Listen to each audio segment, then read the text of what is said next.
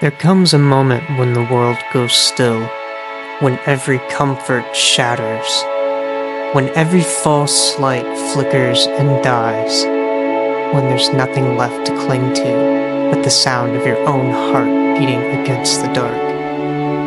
It's here that fear makes its approach, not to whisper, not to warn, but to call the soul to rise. Fear does not arrive gently. It doesn't knock upon the door asking permission to enter. It doesn't send warnings or offer explanations. It comes as a storm, unannounced. It comes as a shadow, slithering across the edges of consciousness. It comes as a quake beneath foundations once thought unshakable. Fear's not a mistake. Fear's not a punishment. Fear is a messenger, a sacred herald that the soul has outgrown its current form. The human mind, conditioned for comfort, calls fear an enemy. Spirit, wiser and older than memory, recognizes it as a summons, an ancient signal time of slumber has ended, a call to awaken, a call to rise. Every soul, before it ascends, must first be stripped of its illusions. Every heart, before it knows its true power, must first pass through the fire. Fear is the flame. Fear is the refining fire that burns away the false, the fragile, and the temporary. The shadow that fear casts is vast and heavy. It stretches across the inner landscape, obscuring hope, magnifying doubts, whispering of failure, abandonment, humiliation. But understand this, the shadow cannot exist without light. It is proof of light's existence, not its absence. It's a sign that illumination is near, not far. Fear is the invitation to consciousness. It is a sacred threshold between the life that was and the life that could be. Most will turn away.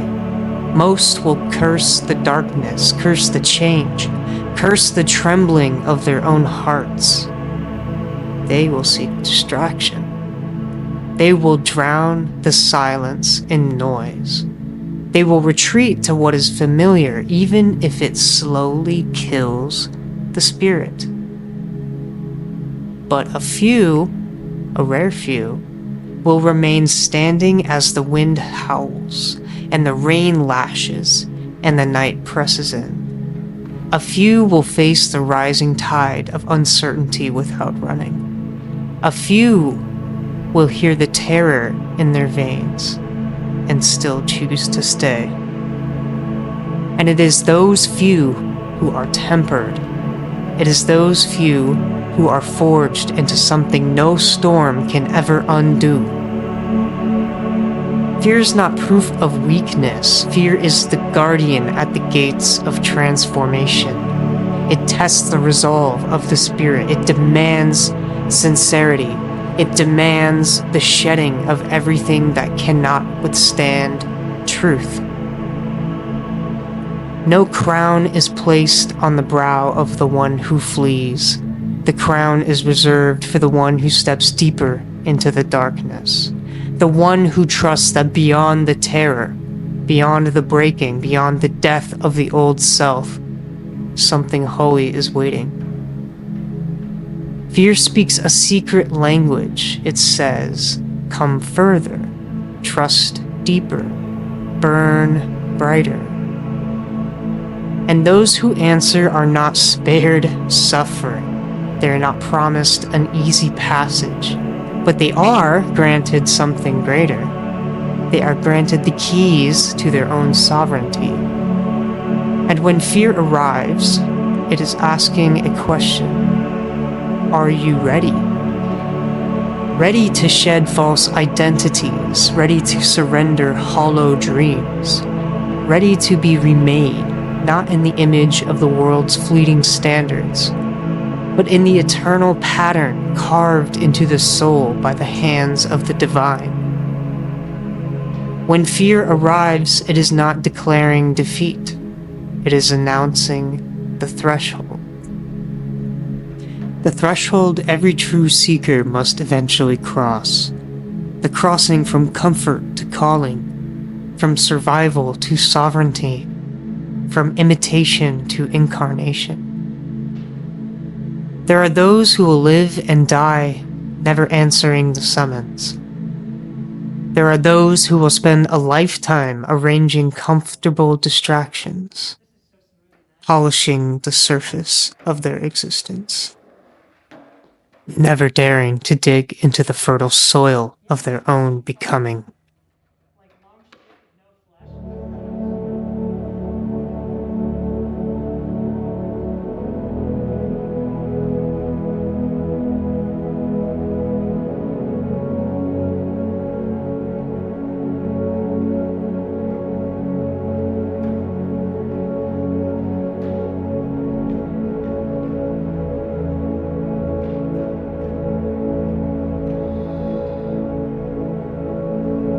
For those who stand still, for those who open their eyes wide enough to stare into the blackness and see not death but the beginning of birth, a different path opens.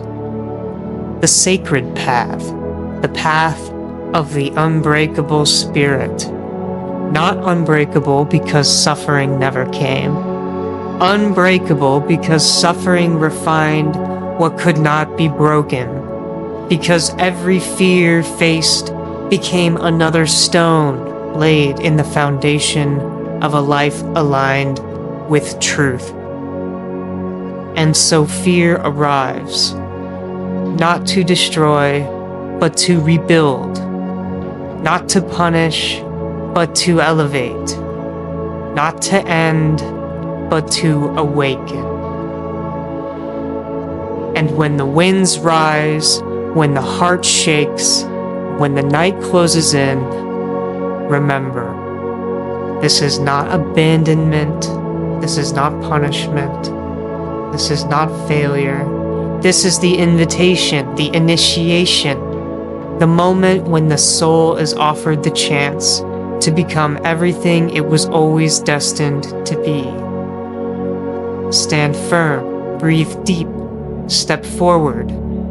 The unbreakable are not born, they are forged. And the forging always begins at the arrival of fear.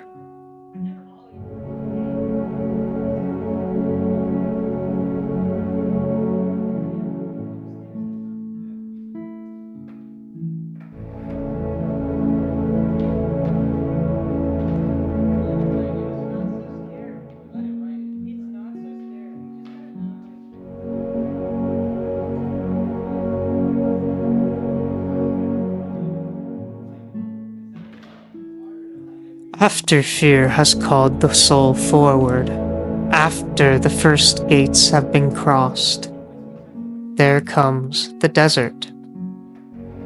Not the desert of sand and sun, but the desert of silence. The desert where answers do not come, the desert where prayers seem to vanish into empty sky. This is where many turn back. The mind demands certainty. The heart aches for reassurance. But the desert gives nothing. It strips everything away. Not out of cruelty, but out of mercy. Or the soul cannot carry dead weight into its becoming. The desert burns away false hopes, false attachments, false identities. It does not negotiate. It does not bargain. It simply holds up a mirror and says, "Here is what remains when all else is gone." In the desert, no title matters. No achievement matters. No applause echoes loud enough to fill the emptiness. What survives here is only what's real. And sometimes even that must be remade. The soul in the desert is not abandoned. It is being purified. The desert is the great silencing of distractions. It is the hollowing out of the vessel so it can be filled with something new, something unshakable, something eternal. It is a sacred dismantling, a holy undoing. Every false dream that crumbles under the desert sun was never meant to survive the fire. Every shallow desire that withers in the heat was never meant to carry the soul forward. The desert reveals. What was built on sand must fall.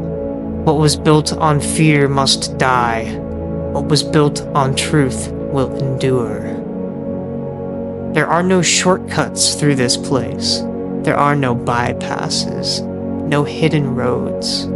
The only way is through. Through the silence, through the doubt, through the aching loneliness that feels like death itself. And yet, it is in this death that life is born. The soul that walks the desert and does not turn back emerges with a different kind of strength. Not the strength of pride, not the strength of ego, but the strength of presence. The strength of one who has nothing left to prove, nothing left to fear losing, nothing left to hide. In the desert, the soul remembers, I am enough, even here. I am held, even here. I am called forward, even here. The voices of the world fade, the expectations of others crumble. Only the true voice remains. A voice not of fear, but of fire. A voice that says, you are being made ready. You are being made whole. You are being made unbreakable. The desert does not destroy. It reveals, it refines, it rebirths. And so the soul walks, step after aching step, breath after ragged breath, not seeing the end, but trusting that every step is holy, every step is necessary. Until one day, without warning, without fanfare, something shifts.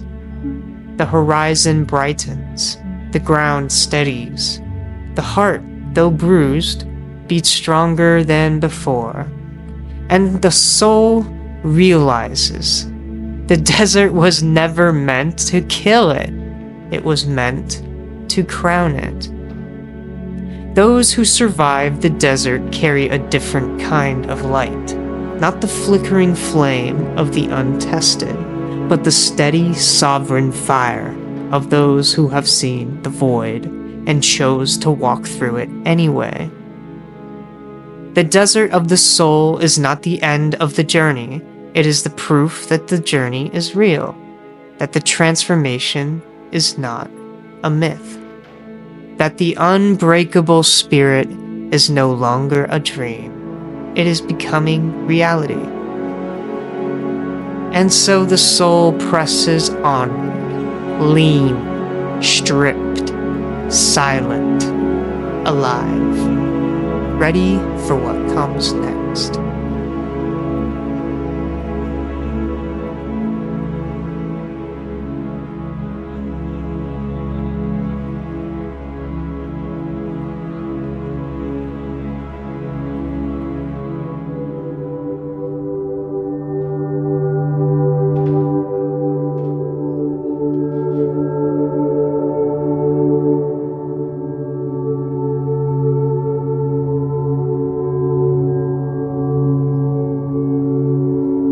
After the silence of the desert has settled into the bones, after the illusions have fallen to dust, there comes a deeper test, the test of the unseen road, The heralds have fallen silent, and signs have faded into mist. Only the silent summons remains, vibrating within the bones.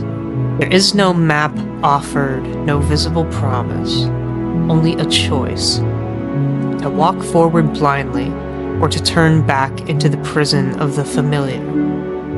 The unseen road asks for everything the mind clings to: proof, certainty, control. It offers nothing but whispers, nothing but the faintest vibration in the heart that says, go, trust, believe, even when nothing around you confirms your hope. Faith is not born in comfort. Faith is not cultivated by answered prayers and open doors. Faith is forged in the spaces where nothing makes sense, where the world seems deaf to the cries of the spirit, where darkness offers no explanation, only a demand. Will you move without guarantees? The soul that crosses the unseen road does so with trembling steps, not because of weakness, but because it understands the gravity of what is unfolding. The unseen road is a sacred passage between death and rebirth, between limitation and liberation. Commitment must come first. The first step must be taken before the ground appears beneath the feet. The surrender must be given before the blessing descends from unseen heights. The unseen road demands trust before there is any evidence to justify it. It demands movement when stillness would feel safer. It demands action fueled by nothing but the quiet certainty that destiny favors the bold. The soul that dares to walk forward without guarantee, that moves despite trembling hands and an unseen future, awakens forces greater than logic can comprehend. Miracles are not earned by pleading, they are summoned by devotion. Reality itself bends for the soul that refuses to retreat. The unseen road is where magic is born, not the shallow magic of trickery and illusion, but the true alchemy of the soul. Every soul that ever reached greatness, every being that ever transcended the ordinary, has walked this path, alone, unseen, unafraid. For faith is the key to unlocking doors no hand can open. Faith is the power that calls forth realities not yet visible to human eyes. To walk by faith is to declare, I am not defined by what I see. I am not bound by the limitations around me. I am led by a force older than the stars and deeper than the oceans. And though the winds may howl, though the ground may shake, though the night may seem endless, the soul that chooses faith becomes invincible. The unseen road will demand much. It will demand the sacrifice of doubt, the crucifixion of fear, the death of every shallow dream that cannot withstand the weight of true destiny. It will feel like madness to the mind trained for linear thinking. It will feel like death to the ego that demands control. But to the spirit, it will feel like coming home. Each step forward strengthens the inner light. Each act of trust builds a fortress unseen but unshakable. Until one day, the road will no longer feel empty. Until one day, the silence will no longer feel hollow. Until one day, the soul will realize that it was never walking alone. The unseen road is not a punishment. It's not abandonment. It's not cruelty disguised as fate. It is the highest initiation. It is a place where the old self falls away and the true self takes flight. Those who endure it will carry a power within them that no circumstance can undo. A knowing so deep that even in the face of catastrophe, the spirit remains steady. A light so fierce that even the darkest night cannot extinguish it. For what is faith but the certainty of the unseen? What is faith but the proof of the soul's true sight? And so the traveler walks onward. No map, no guarantee, only the silent symphony of a soul aligned with the pulse of the infinite. Every trembling step forward echoes across eternity. Every silent act of trust reshapes the invisible architecture of the world. The unseen road is not the end, it is the beginning, the first true stride into sovereignty, the first true taste of what it means to create from spirit rather than survive by circumstance. Walk it boldly, walk it faithfully, or on the unseen road, the soul ceases to be a captive of fear and becomes a creator of destiny.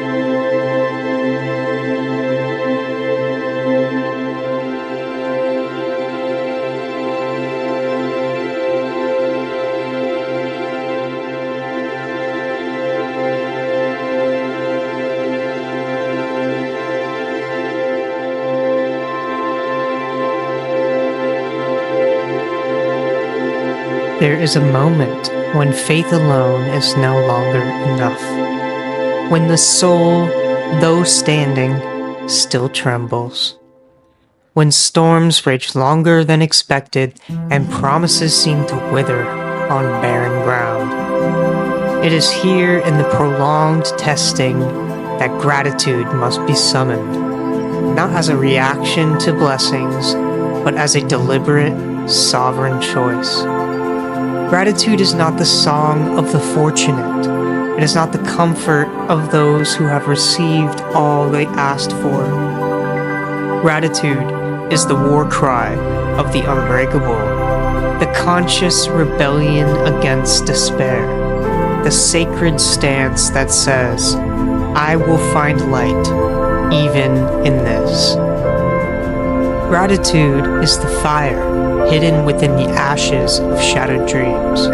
It is the gold buried deep beneath the rubble of collapsed hopes.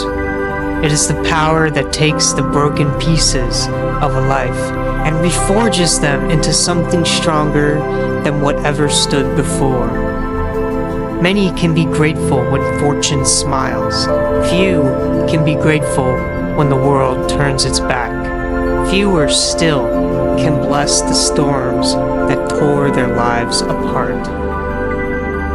But those who do, those who choose gratitude when there is no visible reason for it, wield a power so profound it reshapes the invisible foundations of existence itself. Gratitude does not deny the pain. Gratitude does not pretend that suffering is sweet. It simply refuses to be ruled by it. Gratitude says, you may wound me, but you will not define me. You may strip me bare, but you will not empty me. You may silence the voices around me, but you will never silence the light within me. To be grateful in sorrow is to sow seeds in the deepest winter. It is to plant roots in the frozen ground, trusting that spring will come, even when no evidence yet exists. Gratitude is the force that alchemizes pain into wisdom, betrayal into clarity, loss into liberation.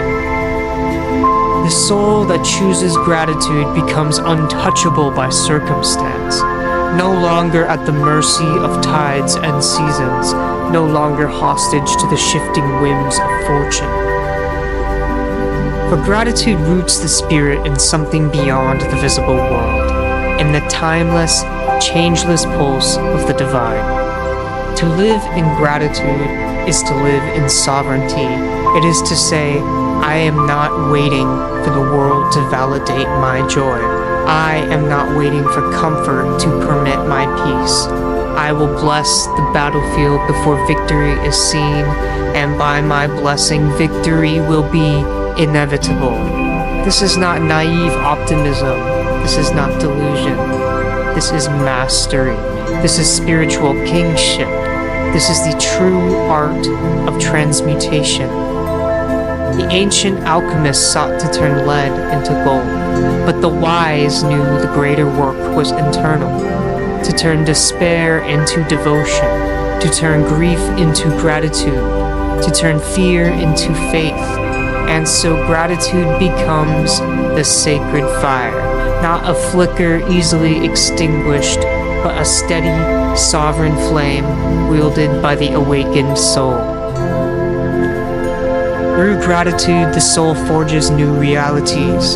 Through gratitude, the soul tempers strength from sorrow, hammers wisdom from wounds, shapes liberation from loss. Gratitude becomes the flame that purifies every experience, transforming even devastation into gold. The soul that masters gratitude holds the sacred power to turn any ending into a beginning, any burden into a blessing, any fall into a rising. Gratitude is not weakness. Gratitude is not surrender. Gratitude is a weapon, forged in fire, sharpened by suffering, wielded by those who refuse to bow to fear.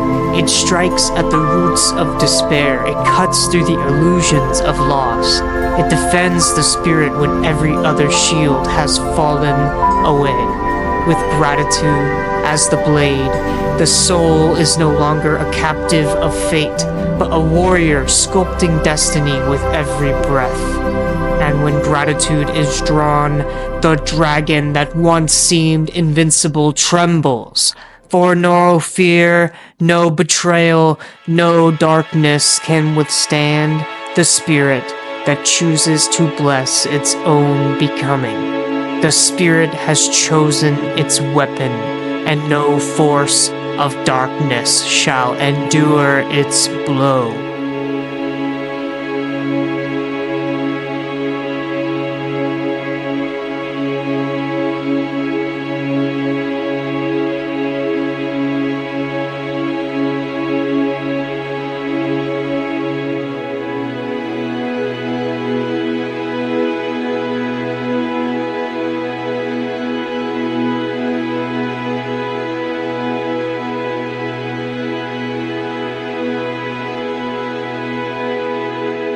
The weapon is forged, the soul stands armed, and so the dragon awakens. Not a beast of flesh alone, but a force woven from many threads. Fear long buried, betrayals never healed, oppressions born of other hands. Some dragons rise from within, born of old wounds, hidden fears, forgotten dreams. Some dragons come from without, wearing the faces of betrayers, oppressors, and those who serve the shadows. But it matters not where they rise from. The test remains the same: to stand unshaken, to strike despite fear, to remember that no force, internal or external, has greater power than the awakened spirit. The dragon towers, immense, terrible, crowned in the lies of ages. It speaks with many tongues. You are too small. You are too late. You are too broken. You are alone. Each word a poisoned blade. Each breath a wave of despair meant to send the spirit crawling back into chains. But this is not the soul that once trembled at shadows. This is not the wanderer who feared the silence. This is not the captive begging for permission to rise. This is the soul that has walked the unseen road. This is the spirit that has blessed its scars with gratitude. This is the warrior that stands not in the armor of the world, but in the invincible light of remembrance. And it draws its weapon, not a sword of iron, but a blade forged in suffering, sharpened by sorrow, anointed by faith, and set ablaze by gratitude. Gratitude for the trials, gratitude for the betrayals, gratitude for the loss. Gratitude even for the dragon itself, for forcing the soul to uncover its true, indestructible power. The dragon roars, a sound meant to terrify, but the soul does not tremble. The soul steps forward, not with arrogance, but with the steady certainty of one who has already died 1,000 deaths and found life waiting beyond everyone. The dragon lunges, bearing down with all the weight of unhealed grief, with all the fury of broken dreams, with all the darkness of forgotten hopes. But the soul stands unflinching. Each strike the dragon delivers is met with deeper silence, deeper stillness, deeper knowing. Stand before whatever rises against you. Fear it not, doubt it not, strike it down. The spirit lifts its weapon, and as the fire of gratitude blazes through every vein, the blade cuts cleanly into the heart of the dragon. For truth is venom to every lie. It seeps into every false throne, every whispered fear, every mask of evil, and dissolves them from within. The roars fade to whispers, the shadows peel away like mist before the rising sun. The terrible mask falls, revealing nothing but broken chains long abandoned. The soul does not gloat, it does not boast. It simply steps forward into the space once occupied by fear, into the throne once guarded by doubt, into the destiny once delayed by hesitation. The dragon falls not with violence, but with truth, for darkness cannot withstand a heart fully awakened. Fear cannot survive a soul that remembers its divinity. The final test is passed, the final chain is broken, the final lie is silenced. And so the spirit rises, not as the wounded wanderer, not as the trembling child, but as the sovereign flame, crowned in light, armed in truth, unbreakable. Now it's your turn. Strike down the dragon that stands before you. Strike with the fire of truth. Strike with the blade of gratitude. Do not wait. Do not kneel. Every moment you hesitate, the dragon grows stronger. Every step you take forward, the dragon weakens. This is your time. This is your battle. Wield your weapon, speak your truth, and cut through every chain that once dared to hold you. The hand of the wicked cannot hold you. The schemes of the fallen cannot chain you. The walls they built to contain you will crumble at your touch, and no force of darkness shall endure your blow.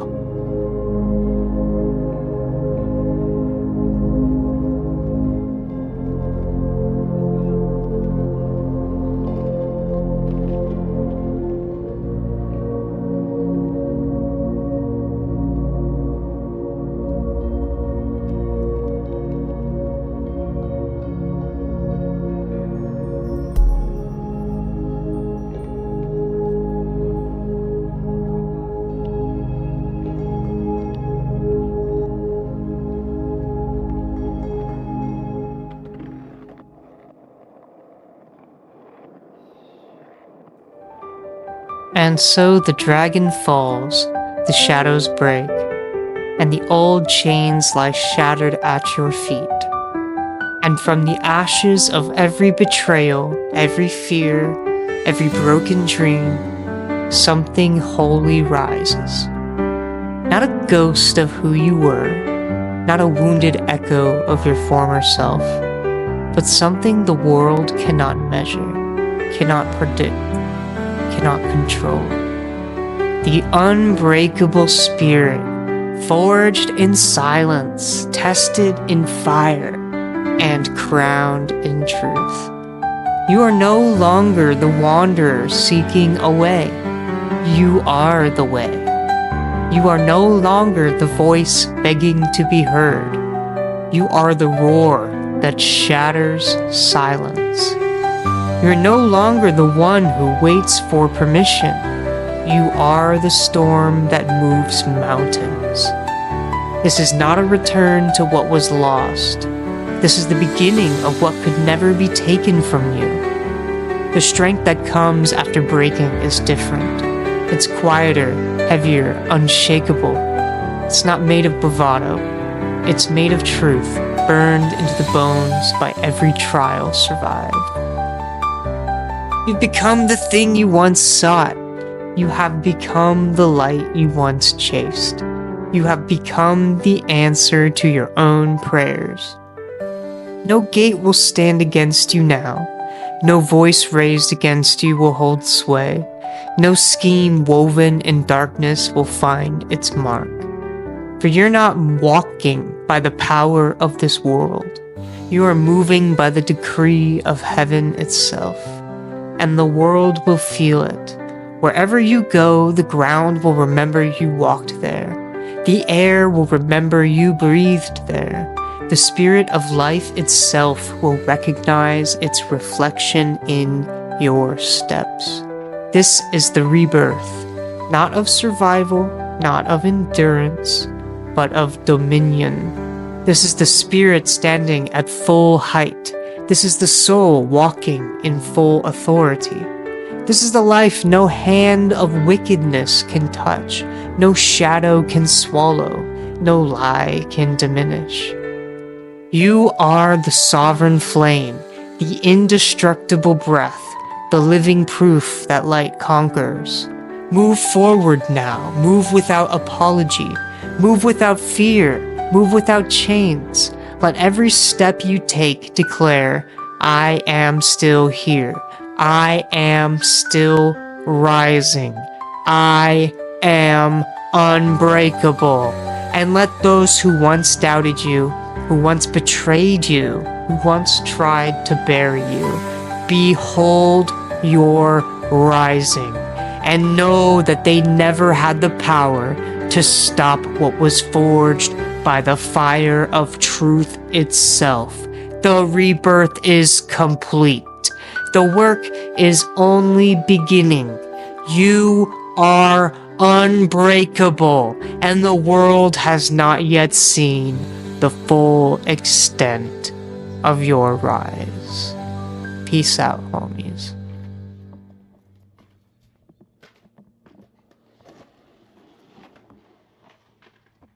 He's going to